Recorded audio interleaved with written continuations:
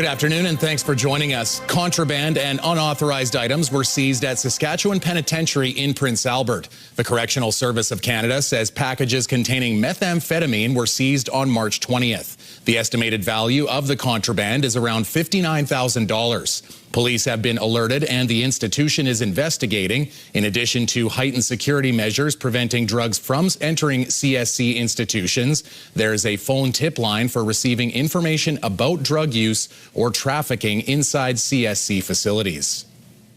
A Saskatoon auto dealer has been hit by fire for the second time, in 3 months.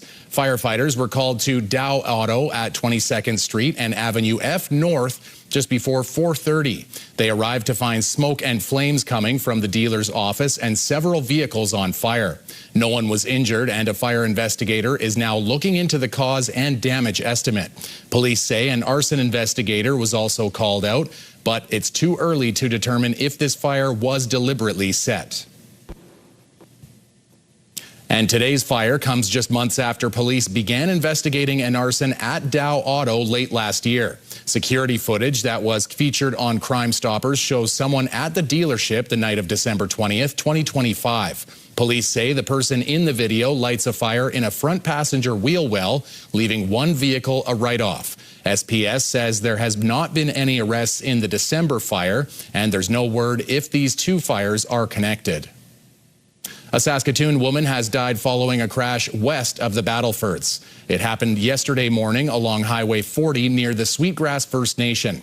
RCMP say a truck and SUV collided. The passenger in the truck, a 21-year-old woman from Saskatoon, died at the scene. The driver of the truck was flown by Stars to hospital to be treated for serious injuries. The driver of the SUV was taken by ambulance to hospital, also with serious injuries. There's no word on what contributed to the crash.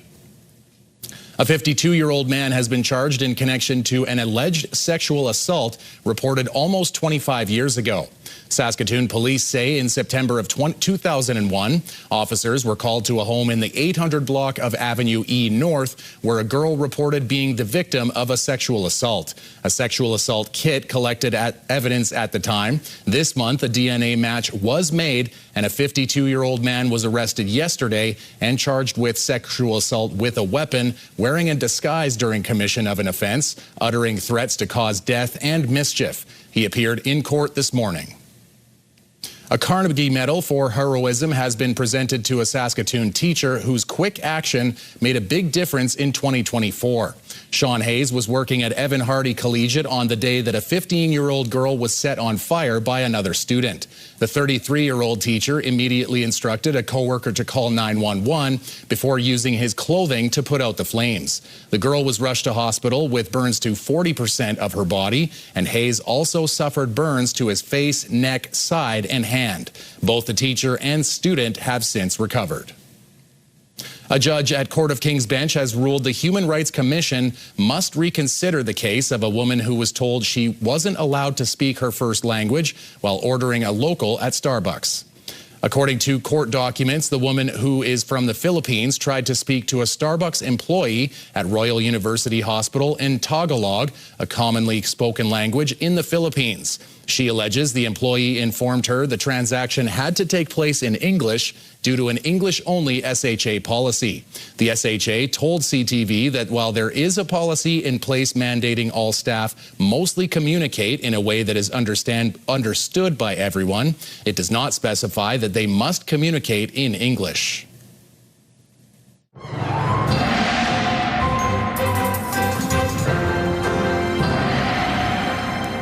Well, Jeff, a little more snow going, and boy, it's not going to go away, it seems. Well, the snow may start to taper off, and we don't have to worry about that for a few more days. But what we have to contend with is the cold temperatures. Now, the temperatures are going to moderate, John, as we roll into the weekend and next week, but they will still remain below seasonal for this time of March and ultimately getting into early April. But right now, we're still dealing with this storm that we had anticipated coming through, basically hanging around the Yellowhead High, a little higher, a little lower.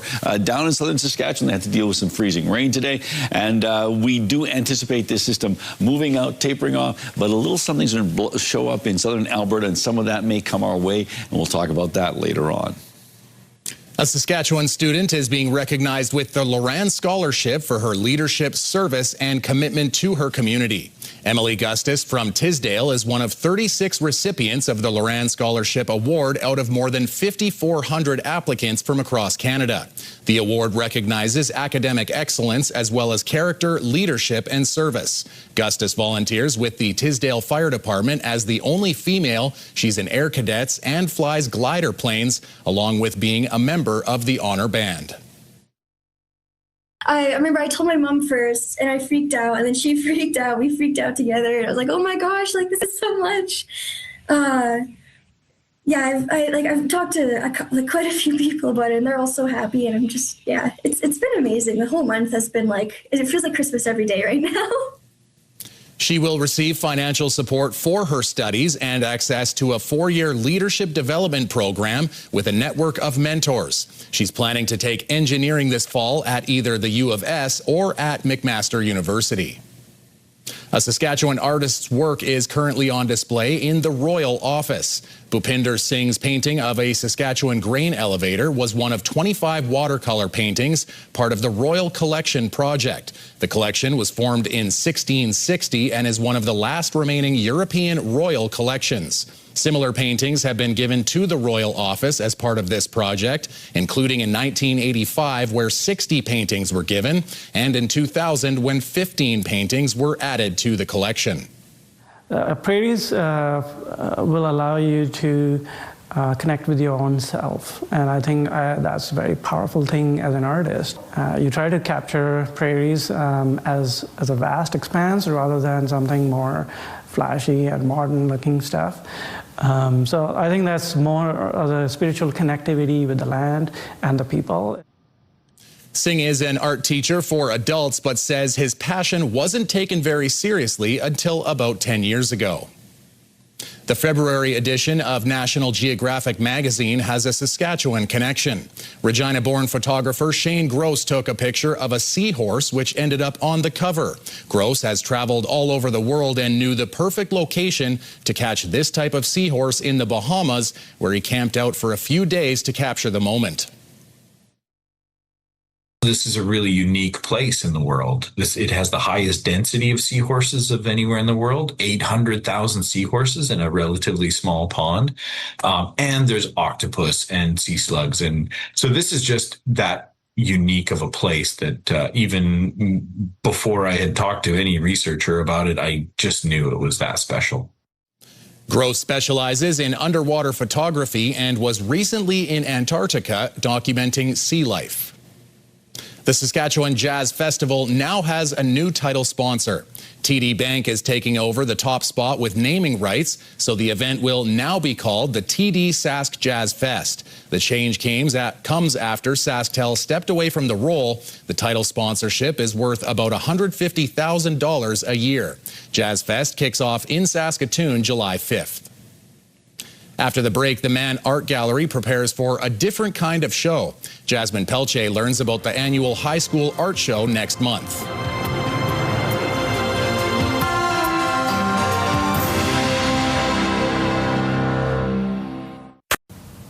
We are with Lana at the Mann Art Gallery to talk about the upcoming high school juried art show.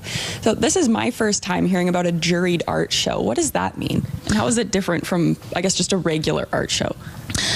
Sure. Well, typically with an art show or an exhibition, a curator will be selecting the artworks, from one or more artists according to a certain theme, or the curator has done studio visits. But a juried art show is when a group of individuals submit artwork to the exhibition, and then what we do is we have a curator who looks through all of the artworks and then makes selections from things that have come in. Why do you here at the Mann Art Gallery host this show specifically for high school students to display their art?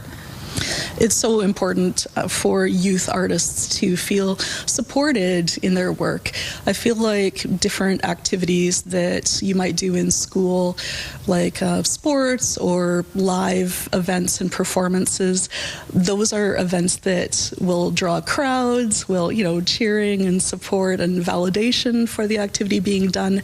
But receptions is something that we do in the fine art world, and that is an opportunity for us to meet the artists face to face, for the artists to see their artwork on the walls, and for them to feel validated and appreciated. And so it really is an opportunity for the community to celebrate these artists and hopefully encourage them in their work. And of course, for us as viewers, it's wonderful to see the development of young artists. Are the submissions from kids who are living in PA, or where is the area that I guess you're accepting submissions from? Right. Well, we're looking definitely at schools from all divisions in and around PA, and so certainly people from the surrounding area are welcome to submit at all. It's, I think, been anywhere from 50 to 90 artworks that are submitted every year. I know that one year there was over 100 artworks that were submitted, and I believe that we had to cut it down to 85. And of course, it's a range across all different types of media.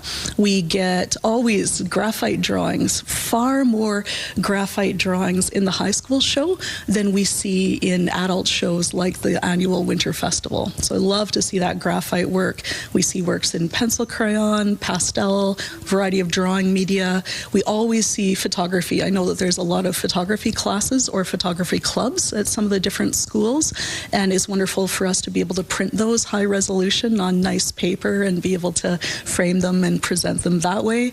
I love seeing the sculptures. I absolutely love three-dimensional work, and we know that schools like Carleton Comprehensive has a ceramic program and kilns, and that they're able to work with clay in that way. So I love seeing that. But last year there was some outstanding paper mache artworks. So we really do see a full variety. Is there anything different about this year? Typically, it's the front gallery space that we have, but it's the 15th annual show. We want to be able to celebrate the youth community in this way, so we're using the main gallery. And for the reception and awards night, because we often have over 100 attendees, we're able to use the Rawlinson stage and the auditorium. Is there anything else that it's important to get across? I'm always so inspired by the teachers, the adults that support the young artists. I know that everyone is facing funding challenges, right? Financial challenges. And so it always really inspires me to see how people are able to, find ways to support young artists. I think that a show like this really does celebrate the artists themselves, but also should be a celebration of people who have helped them and encouraged them along the way. Because making art is an incredibly vulnerable thing. Making any kind of art makes you vulnerable, and so having support from your peers, having support from your teachers, adults in your life is really important. When is the show, and where can people find out more information? The exhibition runs from April the 16th until June 6th, and the reception is on April the 22nd. www.manartgallery.ca. It's got all of the information on it, and you can also follow us on social media, on Facebook and Instagram. Hey, great. Well, thank you for having me out here, and looking forward to seeing your show. Thank you so much. I hope you can join us. Stay tuned for Jeff's weather update right after the break, and an experimental vaccine to prevent Lyme disease is showing promise.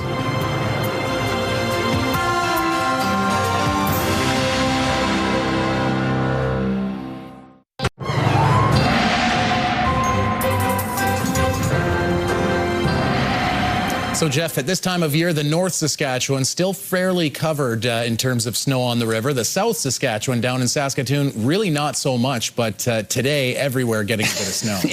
Everybody's getting snow, and how much ice there is, well, that depends on how long these temperatures stay on the cold side. Right now, right now it looks like they are going to be below seasonal, and I mean, and I should say go further to say below zero in terms of daytime highs. So things are going to stay frozen for a while, I'm afraid to say. Keeping our eye on this system that continues to make its way through Saskatchewan, brought with it the anticipated snow and the cold temperatures, and it's going to continue to march its way through Ontario, Quebec, out to Atlantic Canada by, I think, by Atlantic Canada probably late tomorrow into Friday for Newfoundland. So it's a system with wheels, so it's going to be making quite the rounds here. And then another system is going to brew up in parts of Alberta, and that may impact southern Saskatchewan. We'll have to wait and see. But right now, we're expecting this system to move out of the area. And some places, yeah, there's going to be some shoveling that'll have to be done. Let's take a look and see what we've got going on with our futurecast. So that system's moving out, this current system. And there's this other one that I was talking about. So it might even come south of Saskatoon, but it looks like Prince Albert won't be impacted as significantly. But the good news is these winds back off, but it's still going to be a cold day. And certainly today was a cold one. We'll talk about those numbers momentarily. Minus 21 for Spiritwood overnight, minus 19 for the Battlefords. Candle Lake, minus 23, minus 23 as well in Birch Hills and Melfort, minus 22 for Rostern, and minus 24 for Nipawin. Most locations dealing with about a 30% chance of some precipitation in the form of snow. Making our way into tomorrow, the snow moves out of most areas in this region. Minus 10 degrees for Spiritwood under cloudy skies, cloudy, and 11 on the minus side for the Battlefords. Minus 10 in Rostern and cloudy, and minus 11 in Birch Hills. A bit of sunshine breaking through the cloud deck, but not really warming things up in Candle Lake and Nipawin. Both locations are mainly cloudy skies, minus 9 degrees, and Melfort, minus 12 with cloudy skies for Thursday. For Prince Albert and area, dropping down to minus 23 tonight. That's still pretty cold, and wind out of the north 10, so it'll feel like it's in the high minus 20s. 30% chance of some flurries, and then as we roll into Thursday, cloudy, minus 9 degrees. So that's over 10 degrees colder than seasonal. Winds out of the southwest at 10, but that southerly flow is not going to warm things up in any kind of significant way. And then as we take a look at Friday, mainly cloudy and minus 8, starting to moderate a little bit, and for the most part, temperatures are hanging around that minus 3 degree mark, even as we make our way into Wednesday. As you can see, for Sunday, minus 2, but then cooling off a hair on Monday and Tuesday and Wednesday. And as you can see, we do have a chance of flurries on Monday and Tuesday. That could change, but right now, that's how things are shaping up in the 7-day forecast. So from minus 22 to minus 9, Jeff, would that be plug in your car territory tonight? You know what? It all depends on your car, but I usually wait until it's in the minus 20s. Like, I mean to say like minus 25, minus 30 before I plug things in. And you don't have to plug them in overnight. In fact, that's a waste of energy. As long as you plug your car in for about an hour before you try and crank it up, that's usually pretty good. There you go. Who wants to go outside in the cold? There you go. That's why we have timers. Exactly. Well, Jeff, the Regina Pat Canadians are hoping to win a second straight under-18 AAA championship. And we found some footage from a past Pat Canadian championship run. Matt Young has this week's Classic Sports Moments.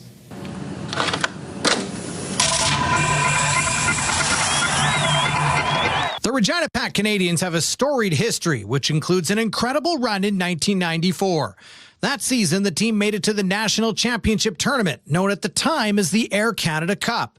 They had a 3-2 record in the round robin and made it to the final, where they would face the Red Deer Chiefs. The Pat Canadians had a 2-0 lead, but Red Deer fought back, lighting the lamp twice, including getting a late goal in the third period to send the game into overtime. After a scoreless overtime period, the game would head into double overtime, where Jason Bird would feed the puck to Joel Irving for the game winner to give the Pat Canadians the national championship. It was the third time the Pat Canadians had won the title. The team would eventually be inducted into the Regina Sports Hall of Fame in 2016. And if you want to check out more classic sports moments from the days of VHS and cassette tapes, you can check them out on our website. Do you have a community event you would like to promote?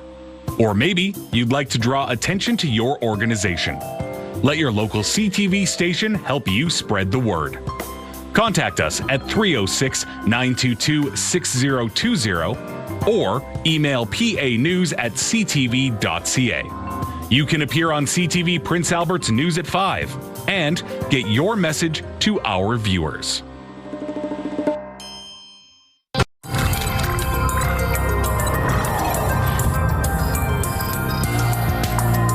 Saskatchewan's healthcare system is at risk of a labor disruption.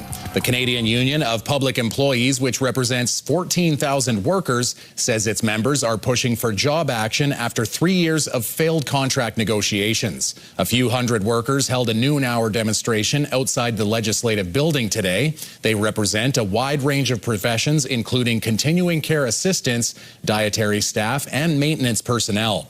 CUPE says a vote on job action could be imminent. We have to do a strike vote. This past 2 days, we got about all our members from all our officers from the province. We did what we call member mobilization to mobilize our members, to educate our members on the process of a strike. What is a strike? What is essential services? So they know. So when we call that strike vote, they know exactly what they're going to get into. CUPE says 3 weeks of bargaining are scheduled for April, and labor action will be considered if those discussions fail to produce a resolution. Pharmaceutical companies Pfizer and Valneva say they've made an experimental vaccine for Lyme disease that's broadly effective despite falling short of its main goal.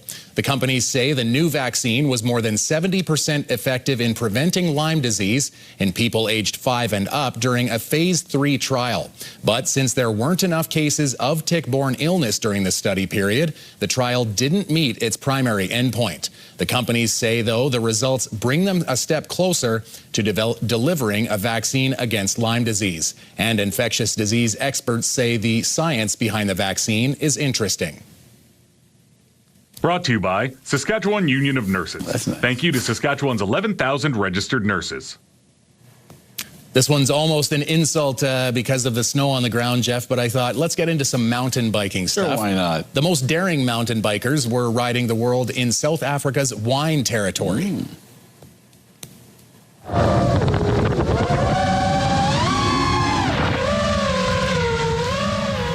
No cab salves or anything like that. It was a chance to get some big air at Darkfest. The Big Air mountain biking event is in its 10th year. Whoa. Now, they built a new line, which includes a 110-foot gap in a jump. And the Canadian content at this year's event, Matt McDuff, won Best Trick of the Weekend. So, I don't know, were you ever a jump guy, or were you a pop can and run over it and make it sound like a motorcycle guy? No. It's like I'm older than you, and I grew up in the age of Evel Knievel, so yes, there was many bike jumping. Yeah, lots of little jumps and lots of bruises, right? Maybe. Yeah. National news is coming right up.